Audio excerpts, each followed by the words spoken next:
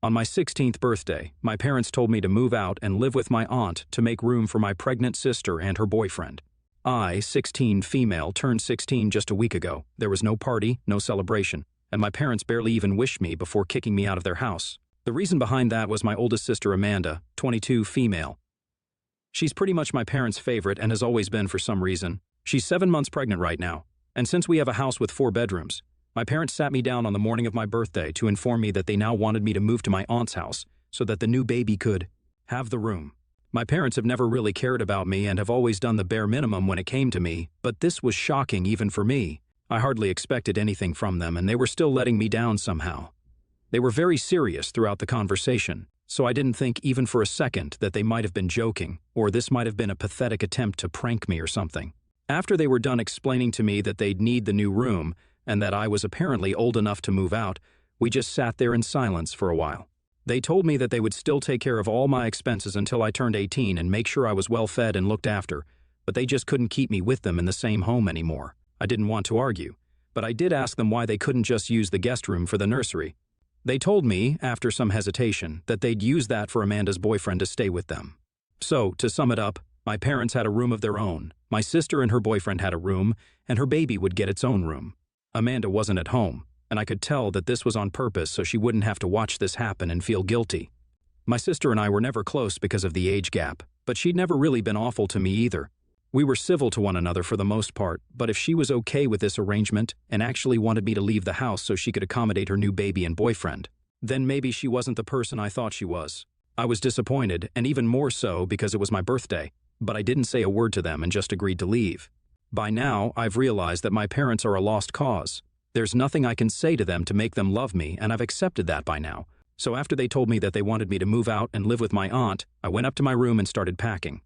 They helped me pack, but I think that was just to help me get out quickly. After I was done, they even dropped me at my aunt's house and were very happy talking to me throughout the car ride, but didn't notice that I wasn't responding and was just silently staring out the window. Once we got there, they dropped me off at the door and didn't even hug me or kiss me before leaving. My aunt welcomed me happily because she actually does enjoy my company, and as far as I know, she loves me more than my own parents do. I talked to her, and after a while, I told her how disappointed I was with what my parents were doing. She was caught off guard when I said that and asked me to repeat whatever I told her. So I repeated everything that had taken place that morning, and her smile was instantly replaced with a frown. She didn't say anything to me, but grabbed her phone and said that she had to make a call and went to the other room. I didn't hear anything for some time, but then I heard the sound of my aunt fighting on the phone in a high voice, and that's rare because my aunt rarely ever screams at people, and she's a really soft-spoken person. So I knew someone must have pissed her off pretty bad for her to lose her temper like this. Then she came back to the room, all red in the face and still looking very annoyed. And I learned that it was apparently my parents who had pissed her off so badly. So my dad, her brother, had told her that I'd actually suggested this arrangement for the sake of the baby, and that I was completely happy moving out of my childhood home to live with my aunt. This is why she'd been okay with taking me in as well, since she could tell I'd never really been happy living with my parents. And me making a suggestion like that didn't seem too odd to her when my dad was trying to convince her to take me in. She's a single woman in her late 30s and has no intention of getting married or having kids, so letting me live with her was just like having a roommate for her. And she didn't have to worry about the cost of me living here either, since everything that I needed would be paid for by my dad.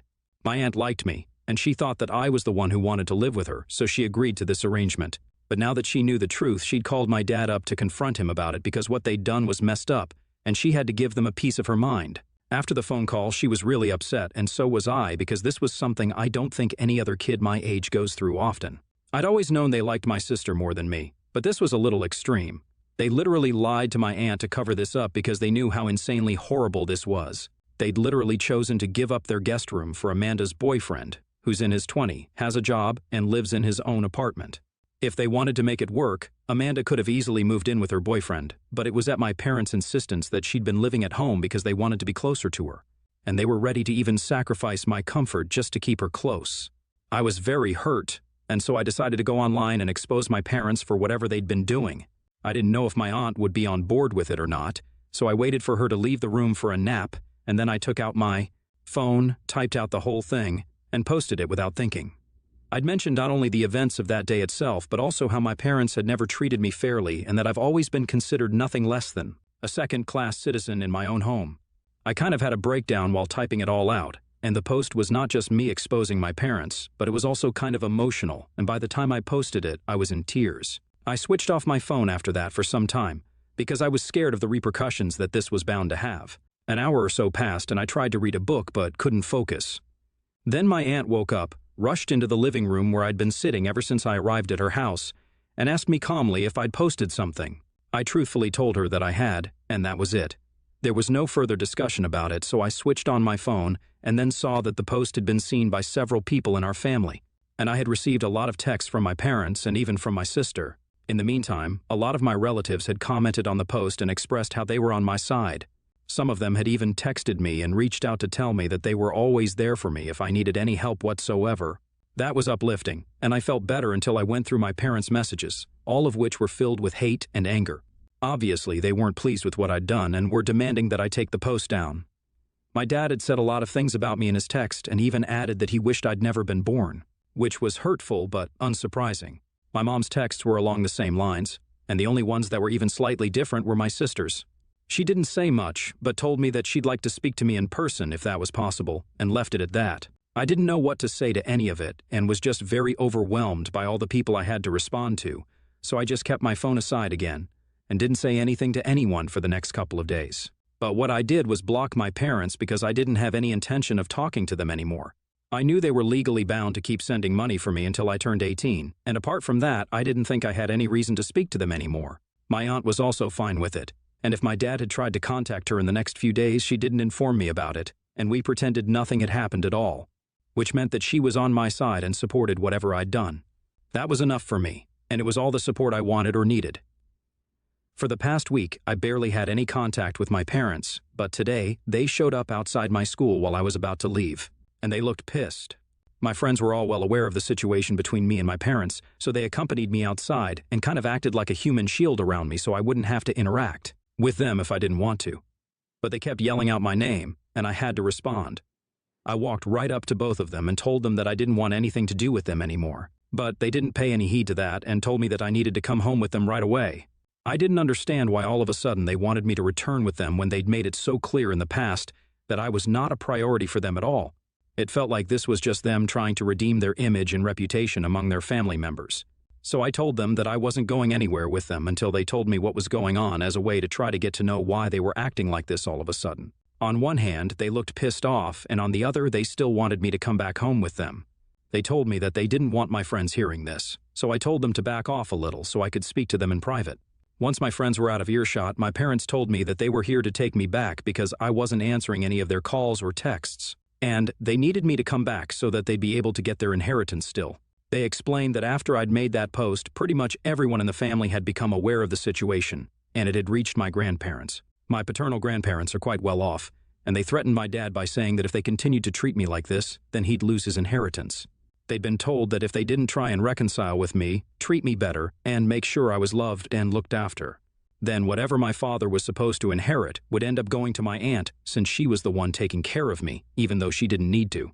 My dad couldn't afford to lose the inheritance because it was a significant amount of money. My parents had a decent combined income of their own, but I know that had I been in that place, I probably would have also wanted the same thing for myself. The only difference is that I would have had enough brains not to make it seem like they were doing me a favor by saying that they'd take me back. Because they weren't doing me a favor, they were doing this for themselves and not for me. And even then, they didn't have the common sense to at least act like they were willing to let me live with them. So I said that I didn't care about whether they got their inheritance or not, and walked away without bothering to wait and hear them out, even as they screamed at me to come back.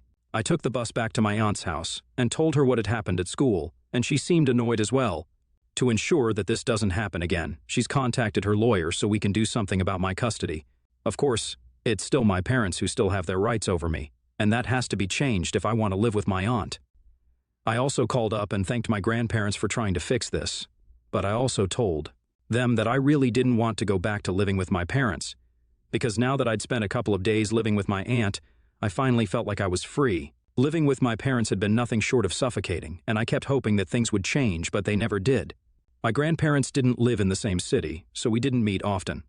But whenever we did at family gatherings and the holidays, my parents were always on their best behavior so they wouldn't know how I was treated at home. It wasn't as if I was treated with cruelty, but it was more like ignorance and avoidance. On the surface, it all seemed fine, but if people spent a couple of days with me at my parents' house, they'd know that they mostly pretended I wasn't even there and cared only about my sister.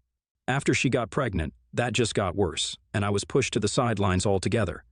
So I told my grandparents all of this, and they reassured me that if that's what I wanted, to live with my aunt, then they'd make sure that it happened. And if my parents signed away their rights, then they'd make sure everything I needed was paid for by them. I was happy after that conversation because things were finally looking up for me, but it didn't last long since I just received an email from my dad a couple of hours back. It was not hateful or mean, but just disappointing. He said that there was no need for me to post what had happened online and make this so public when the word of what had happened would have reached my grandparents anyway, through my aunt. But now, along with my grandparents being mad at them, they also have to deal with a ton of hate from their relatives, and they're being ostracized, which seems unfair. He told me that even some of his CO workers found out about this because the post was public, and it had shown up on their feed since he was tagged in. This wasn't a good look for him at work, and what I'd done had just caused a lot of unnecessary drama in their lives, according to him. So AITA for posting about how my parents asked me to leave the house and move in with my aunt on my 16th birthday because my sister was pregnant and they needed my room for the baby? Update 1. So before I get to what happened, thank you so much everyone for bothering to take some time out and comment on my post. Your kind words mean a lot to me, so thank you.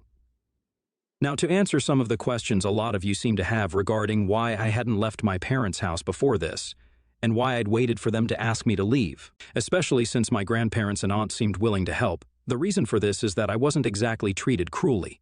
Like I already said in the original post, I was never treated badly as such, but I was just ignored more than unwanted. That's a sort of mistreatment as well. But for me, I was just glad that I wasn't being beaten or spoken badly to. I still had a roof over my head and food to eat, so I had convinced myself that I was doing just fine and didn't think it was important for me to actually feel loved or anything. I didn't realize that I was being neglected because it had become so normalized for me. And as for why I didn't approach my family for help, I just didn't want to burden them. I was also worried about what would happen if they refused to help me out and somehow my parents found out. That would be very bad for me at home since my parents care a lot about appearances and stuff.